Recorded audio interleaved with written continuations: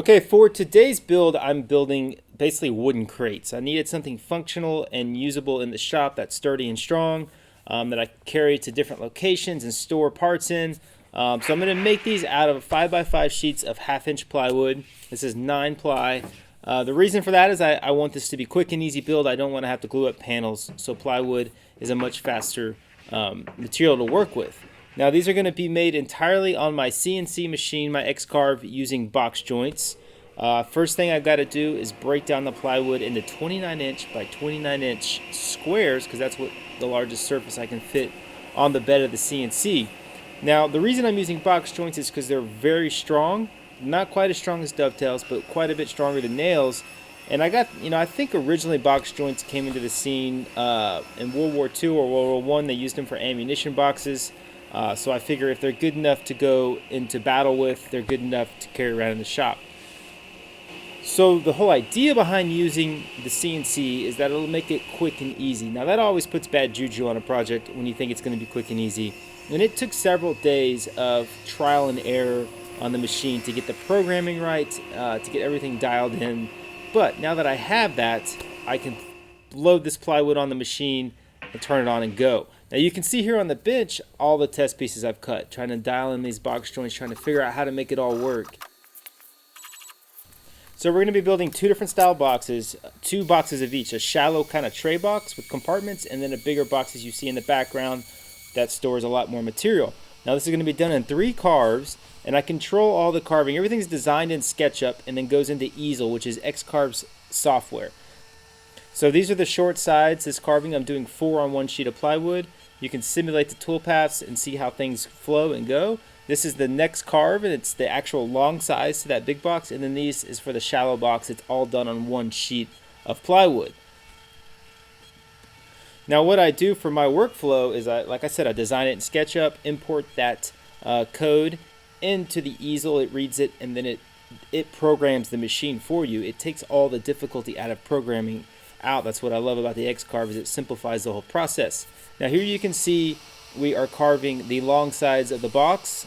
Now while this thing works, obviously I'm hanging out here writing emails. That's another thing I love about CNC work is it's like adding another man to the shop. While this carves, I can go do something else, like cutting out the bottoms for the boxes. These have rabbits in them, so I went ahead and pre-cut all those while the machine was carving.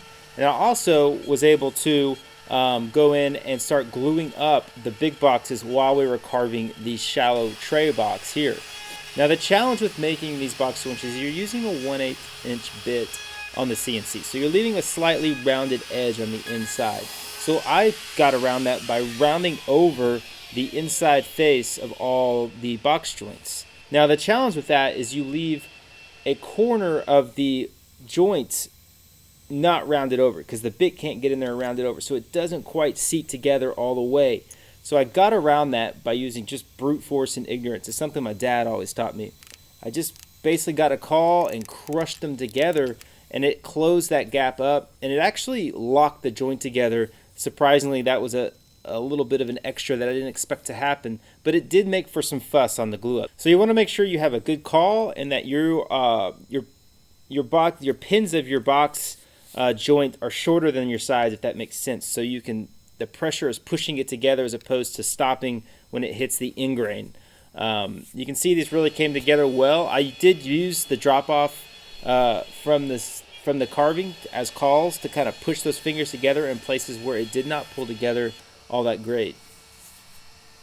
So this is the final carve, the shallow box. It's all done on 1 piece. When you get the workpiece out of the CNC, it has little tabs. So you just chisel those out, break it out, and then the parts come out. And there's a little bit of cleanup work. I did quite a bit of sanding that you don't see in the video.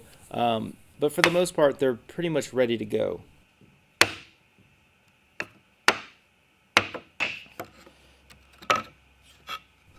Now for the tray box, there is dividers that sit inside of it. So I'm cutting dados in the side pieces to accept those dividers. Now I made a pretty bad mistake here and actually was rushed and forgot to cut the dados in the long piece, which I didn't even realize till after I glued this up. So you're going to see how I corrected that mistake here in a little bit. Now with all the boxes glued up, we can move into cleaning up the edges. I use a hand plane. The nice thing about this 9-ply 1/2-inch plywood is it has a real thick veneers, so you can actually hand plane it across the grain. Going with the grain is kind of dangerous because it can peel up the veneer, but if you go across the grain, you have no issues. I left these a little bit too proud, as you can probably tell. I could have gone a little bit longer of a box joint so it wasn't so much material to take off, and in some areas I actually did cut through that veneer just a little bit.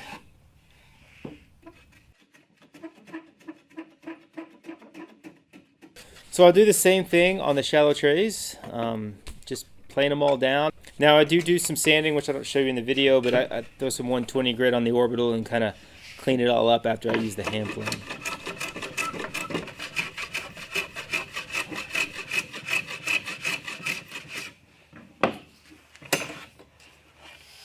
Okay, so here's how I corrected the dado issue. I've got my palm router with a 1/2-inch bit that's got a top bearing. And so basically I make guides that fit against the wall of the box, and then I just run that bearing on the guide. It's only an 1/8-inch deep cut, so I can handle it with one hand. It's really easy to control. And then I just make my guides bigger as I step out my dados. It actually worked really well, and as a neat little trick, the only important factor here is that your box is big enough to fit the router in. Obviously, if it was a shorter box, you would be toast, and I'd be making new boxes.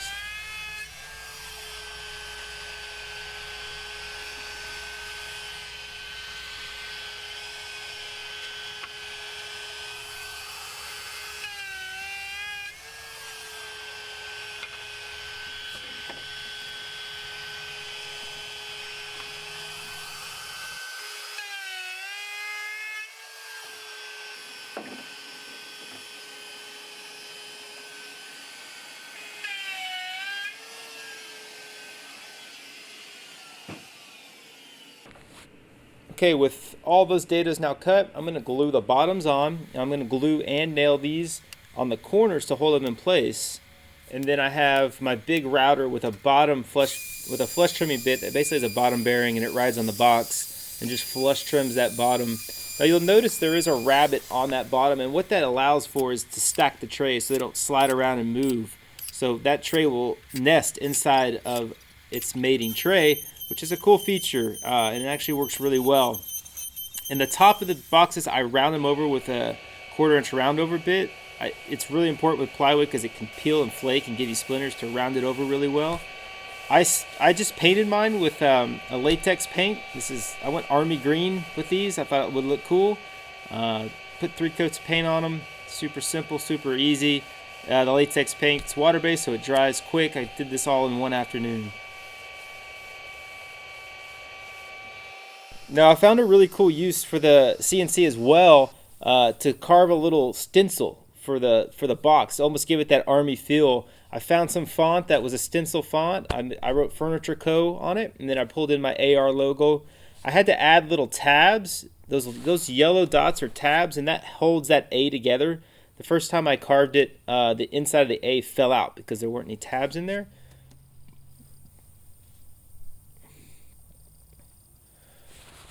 So that really came out cool. This is something I was getting pretty excited about.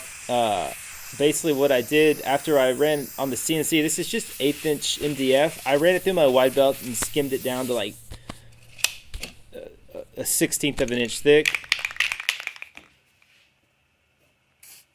Painted the freaking crate. Okay, so I got a little annoyed at myself there. Idiot. No, you're not an idiot. Come on, be nice to yourself. The spray can was old and it shot sideways, and I ended up spray painting the side of the box.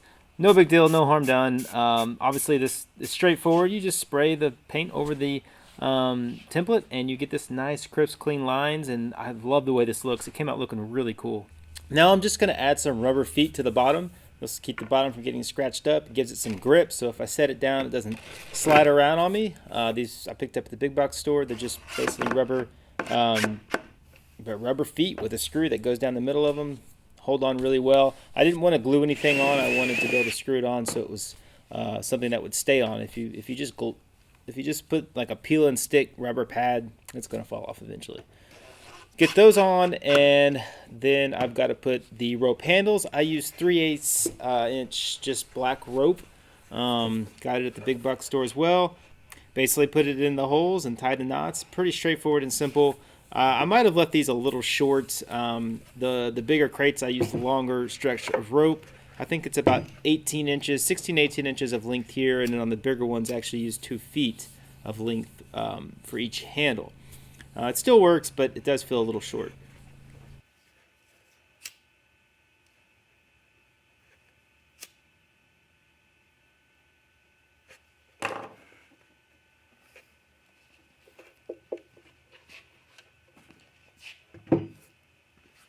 Okay, so finally the dividers go in. There's that long center one, and then all the little ones just kind of go in. Obviously, you can set this up however you need it, these bins and cubbies.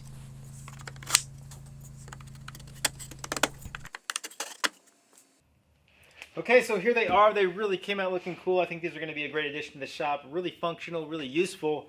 I want to give a big shout out and big thanks to X-Carve for providing the CNC and for supporting the channel. If you want to learn more about them, there's a link in the description. You can go check out their products. Also, if you're interested in making these yourself, I do have the plans up on my website for pre-sale right now. They will probably be up there ready to go in the next couple days. But what you'll get is you'll get both the box, the big box, the tray, and the SVG files to carve them all. So if you have an X-Carve or a CNC, you can set that up on your machine and carve it out. Now, if you don't have the CNC, you can make these. You don't have to have a CNC to make them. You can make box joints on a table saw. There's also jigs you can use on a router table. And you don't even have to use the box joints if you don't want. I would recommend doing it because it'll be a lot stronger. But you could skip out on the box joints and screw them together and glue them. I'm really impressed with the functionality of these. I mean, even when you stack two together, they really stay together and nest well. Even here on the bench, you can tell it's not moving, and that's all because of that rabbet that we put in them. And there you can see the foot on the bottom, keep them sliding around. Same thing with these. Really sit pretty well on the bench. Obviously, you've got adjustment here, so you can fit all kinds of stuff in these. I have a project coming up where I'm going to have to organize a lot of parts and be moving them around, and I will be using all 4 of these for that. So that's really the reason I built them, but I will continue to probably build more of these and just store up stuff in the shop with them and use them on projects and builds. So I think this will be super useful. I think if you have a shop and you have a use for them, head over to the website, get some plans, and build them yourself. In my opinion, a way better option than buying a giant plastic bin that'll eventually fall apart and go into a landfill. So, I want to say thanks for tuning in. I don't know if I'll get another video up before the holidays, so Merry Christmas to you guys. I appreciate all the support you guys give me. Y'all are awesome. I love the fact that you guys enjoy the videos. I get a lot of supportive emails and got a lot of support on the plan, so I really appreciate that, and we'll see you next time.